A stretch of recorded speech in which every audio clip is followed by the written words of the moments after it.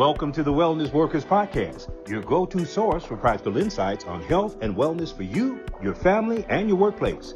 In each episode, we explore best practices, proven wellness programs, and uncover what truly works. We'll be speaking with experts and thought leaders in the wellness space, bringing you their knowledge and experience to help you lead a healthier, more balanced life. So let's dive in and discover the strategies that can transform your well-being both personally and professionally.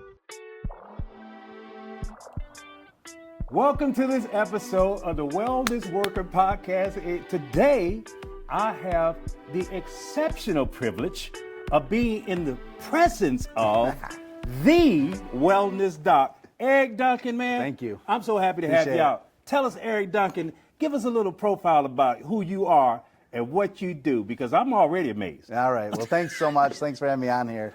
I've been looking forward to meeting with you for a while now. So we've had this relationship because I sell Luraco massage chairs and other massage chairs.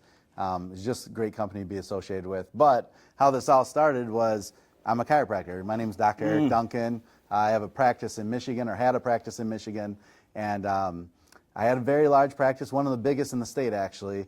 And one day my kids were like, you know, they want to be gamers or YouTubers right? and all that Okay. stuff. So I said, guys, you can't just be a gamer or YouTuber. You have to work very hard in order to reach that level. So I said, all right, I'm going to show you how hard it is to do that, and then you'll learn, like, this is work to do that. Well, I did a video on something called the chirp wheel. So you like chirp, you adjust your back, crack your back on it. This thing took off like crazy. My very first video. I'm not good at filming. I'm not good at talking. I have a monotone voice usually on the videos and stuff. It's just my style. I didn't edit. I don't know how to edit, and this thing just took off. I was the top affiliate in the U.S. for this. I'm like, okay, guys, it doesn't happen like this all the time. So Dad was wrong. Yeah. You can just blow up all of a sudden, right? Yeah. Now, one of the things that I really love about your content is the natural kind of demeanor that you have, man, because when you're talking to people, it's nothing formatted, it's nothing theatrical. It's like you just out there cracking jokes, having fun, and people kind of gravitate towards that. What have you noticed as a result of the way that you deliver your information? I'm more approachable because people know that I wish I could be that guy that gives is like really actually funny, that sings well. You know, I like sing on my, and I'm not a singer. I'm flat or sharp or whatever. But, you know, people approach me because of that. I've always had the uncanny ability to be myself and not be like afraid to be laughed at. Like, I'm cool with that. Like, it's good. So it just happened to translate into YouTube because of that, and I can be silly but still be professional. And that's really the balance I try to keep with that, because I can really take the professional end of it and fit someone with whatever's appropriate, whether it be massage chairs or chiropractic, you know, care plan kind of stuff. So yeah, I started with that video, and then, you know, I thought that was a fluke. So then I did All 33 chair, which is from a chiropractor in Los Angeles area. That was amazing, man. And, I saw that. Justin Bieber's chair, that went on Shark Tank. I was top affiliate of that. So it just kept happening. I mean, I've had things that fell flat on their face too. So by all means, I'm the guy that makes mistakes, but, you know, I've had some success too. You been getting some momentum for real, though. Yeah. So then I had a couple massage chairs in my chiropractic clinic, and people used them all the time. They loved it. 100 patients a week on these chairs. They held up really well. So I'm like, well, I'll do massage chair reviews and see what happens with no monetization. I just did it to let people know, like, these are good chairs. And people started to call my office and said, where'd you get these? How can I get one? So I'm like, oh, my goodness, is this going to be chirp wheel again? So, wow. So then I found out there's nowhere to sit in these chairs. That's why people are calling my office. So I'm like, well, I'm going to fly around the country and sit in these chairs. Again, it's just, I have a real big marketing background. I feel like no matter what you do, if you can market well and give good customer service, if you do those two things, it doesn't matter if it's church, it doesn't matter if it's massage chairs or whatever your widget is. If you can accomplish those two things, then you're going to be successful at it. You know, you're absolutely right, because I know that in our organization, we have distributors across the country for Luraco, and oftentimes I get people calling my office that say, I want to go and try one of these chairs, because if you're spending $5,000, $10,000, $20,000 on a chair, you kind of want to use it before you start making that investment. So what you did was brilliant to actually kind of give them the, what I would call indirect exposure to the product, vicarious experience of you actually having the phenomenon. But people really do need to sit in these chairs. But I want to ask you this. In terms of your background, as far as in the medical industry, give us a real clear insight as far as on a scientific or theoretical level. How do these chairs compare to some of the other whether it be naturopathic or medicinal solutions of the past, comparatively, how do these chairs impact? I'll tell you what I tell most people, because a lot of people will compare it to like human massage and want to know, is it the same? Well, it's not the same. I had 50 massage therapists on staff that worked at my office. It's not the same, but what these chairs provide is, I call it time under treatment. You're not getting a massage every day by a human. Once a week, maybe, if you're blessed enough to be in that position. Right. But if you have a chair, it's something, and it's the right chair, you'll use it every single day. Your body's going to respond better to consistent, persistent care and for the wellness of your body than it is to once a week human massage. Because the rest of the week, it's unraveling what that massage therapist did. Right. But with the chair, you get raveled back up, you know, knitting that sweater every single day to build that armor that you have to, you know, for wellness, builds your immunity. I've had 2 people that have massage chairs that were delivered to them that sent me their readings on their Aura Ring. Is that right? They said, my sleep's improved. This is the first 5 days. I did not reach out to them to tell me. And I thought, well, yeah, this is time under treatment. You have more time in getting better, you know, getting well, and your body's responding to that. So I just think the consistency part of it's an important thing to have in your house. It's not luxury anymore. You know, I remember when I was 6 to 8 years old, there's a store called Sharper Image in the mall. They sell like all the gadgets. Back in the day. I saw a massage chair. I'm like, man, one day I'm going to be rich enough. I'm going to have one of those massage chairs, because it was a luxury, you know. In that, now I have 16, and I have people around the country that, you know, a lot of times they just have life-altering experiences in these chairs. I'm not saying that's going to happen all the time, but if you consistently use it, good things are going to happen. Man, I like the way that you put that, but consistency of use is really the key. It's not necessarily one wild experience, but it's just small, repetitive experiences that really create a change. This is one of the things that I discovered. Once you get in the chair, I liken it onto a life raft. See, a life raft, when you throw somebody a life raft, the point is you're trying to keep them from drowning. They're not to stay in the water with the life raft, come to the shore, you know. So these chairs give you a time to pause and actually start regrouping mentally, emotionally, and maybe you need to make some lifestyle changes in other areas of your life, but those things can become into focus once you reduce all those cortisol levels, bring down that adrenaline, and start reactivating some of those feel-good and healing hormones in your system. One of the things that I learned from working with Dr. Open is that, you know, when you start practicing some of these tendencies over a period of time, they become habitual. But you got to start somewhere.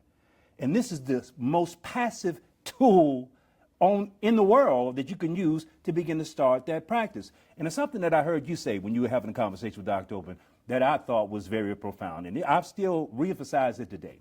You know, Dr. Open has really done a lot of research over the 30 years of his life and finding out what works in terms of reducing stress, helping somebody get back to homeostasis. And in the accumulation of his knowledge, you know, he has people that listen to him, but there are a lot of more people that need to know this information than he's reached. And one of the things that you mentioned to him said, when you become aware of information that you know can save somebody else's life, it's not like you have an option as to whether or not you're willing to share it. Dude, that gave me chills, man, for real, because that's a powerful truth about our reality as responsible beings on the planet. I want you to touch on that for a minute. Yeah, so I tell people that if you have knowledge like that, if you have a talent, you know, you're no longer playing the normal game that we're all playing. You have a moral and ethical obligation, not an option, to share that with the world. Otherwise, you're failing with being great at something, and you're failing right out the gate. So you just have to tell people about it. I just think I like what you said about the habitual thing too, and the habit. You know, there's books out there that says habit stacking. You know, if you build one habit, it can be a massage chair. It's going to improve your school life, your studying, your business life, your family life, because you build one habit, micro habit, and habit stack that. I mean, it just gets better and better. So there was another thing I saw about the Food and Drug Administration. I'm not pointing to the Food and Drug Administration per se, but I'm really referencing the big pharma dynamic, because there's a certain symbiotic relationship around indicating or promoting that people consume on a certain way that's not conducive to their health. And then when their health begins to fail, now you have to integrate some other alternative solutions. So now, if I give you prescriptions that we trying, experimenting with to see if it's going to work, now you got another expense. You done paid for the consumption of the thing that didn't bring you the healing or the health. Now you got to pay for the repair of a condition that may have been caused by the same institutions that gave you the initial product. Now, it just seems, I'm not a conspiracy theorist, but I'm just saying that if there are naturopathic and ancient solutions to bring about health and healing, more and more people are starting to become interested in it. And there are not that many people that are out here to share messages like you, which is one of the reasons why I wanted to do this podcast, to get people who are in the wellness space, that are doing some dynamic work in those spaces, and to share that with the public that really need to receive the information. Yeah, it's I mean, those are all good points, and it's okay if you point to the, the FDA or the drug companies to do that, because I'm also a believer is you can take something structurally bad and pull the good out of it, and then help people with that. So let's hack their system, do the things they're doing for monetary gain, and help people get better, and well too. So. And I'm with you on conspiracy theories. So you can say whatever you want. I'll pull out my hat, tinfoil hat, and we'll talk even more. Not on camera though, but yeah. So no, that's a great point for that. Now, what do you see things going as it relates to the overall evolution of man and this well-being overall? What have you noticed in the industry? People are getting it. Like, people are reaching out to just get well, not just get better from being sick. Really? Yeah, there's an old study by Starbucks, actually. Every $1 they put in for wellness, they're getting like $7 in reduction of healthcare costs. Whoa! So it was a huge investment for them, which is why they give time off and different things through that. That was a study out of Tennessee, I think, in that part of the corporation. But people get it too, especially during the COVID times. I had so many people reach out to me that said, I don't want to go through that again and go to a place where people are sick. I want to have my sanctuary oasis healing spot at my home. So they're looking at massage chairs, red light, cold plunges, saunas, everything. They're just going to build their mecca at home so they can consistently do it before something like that comes up. Right. You can't just wait till that come up, because again, it takes time. It's that Kaizen, what is that, the Toyota thing, 1% better. Kaizen. Yeah, so huge with everything, healthcare, business, family life. Now, in terms of the shop that you have, do you only have massage chairs, or do you have some of those other remedies and solutions or tools that you just referenced? I stick with massage chairs. So I don't want to go into other spaces. For my store, what I do is I create wellness spaces for like companies and things. If they want to make that, I provide the massage chair that I recommend for them, and then I'll give them vendors' names of the massage or the cold plunge or the red light that they want. I can direct them in the right direction. I don't want to be the jack of all trades. I just have that vertical that I feel super comfortable in. And because you've had so much experience in this space doing it for different organizations, corporations, what have you, you know what works and what doesn't work in certain situations. Right, and it's a big investment, so you want to make sure that groundwork has been done before, what it's going to look like, how your employees or people are going to respond to it too. So it's really important to have that experience behind it. Now, I want to ask you this last question. That is, because I feel sincere about the fact that we get one opportunity to really make the kind of impact that we want to make in our experience. And it just does not impact the people who directly have a chance to hear us or that we get a chance to meet. But in terms of the perpetuity of mankind, future generations yet unborn, if it was something that you can say to them as it relates to your discovery and what their journey may consist of, what kind of guiding lights would you provide them with that can possibly make their situation more positive and productive? Probably not the answer you're expecting. It has nothing to do with massage chairs. I'm a Christian, love the Lord with all your heart. Regardless of what faith you are, it's a huge part of wellness. Part of being that's powerful, man. It helps everything you do. It's why we're here. Why else are we here? So that's just what I kind of cling on to. But if everyone just knew that, we would have positive change real quick. It's coming about. It's a matter of time. I think so. I mean, how do people get in touch with you if they want to get your services or get access to your products, or just reach out and holler at you? Say, I saw you on the Wellness Workers podcast, and well, holler at your boy. Yeah, so I have a YouTube channel. That's kind of what started all this. Remember, to teach the kids that it's almost impossible to rise to the top of YouTube. So all of a sudden you did it, right? Right, exactly. So it's Dr. Eric Duncan, the Wellness Doc on YouTube. You can book a call with me. It's one-on-one. It's with me, not with anyone else, because I want you to hear from me, because I don't like to make an important decision and then get pawned off on, just a sales guy's never sat in the chair, which you'd be shocked how many people have never sat in these chairs that they're selling. Someone overseas, it's me. You'll get nobody else. I'm a one-man show, which is bad for scaling on the business end of it, but it's not my mission anymore. Right. I've done that. Now I just want to help as many people as possible. Dude, I'm glad you said what you did say about what you thought was valid and important, because I concur with that. There's a concept that many people are oblivious to when they refer to the concept of atonement.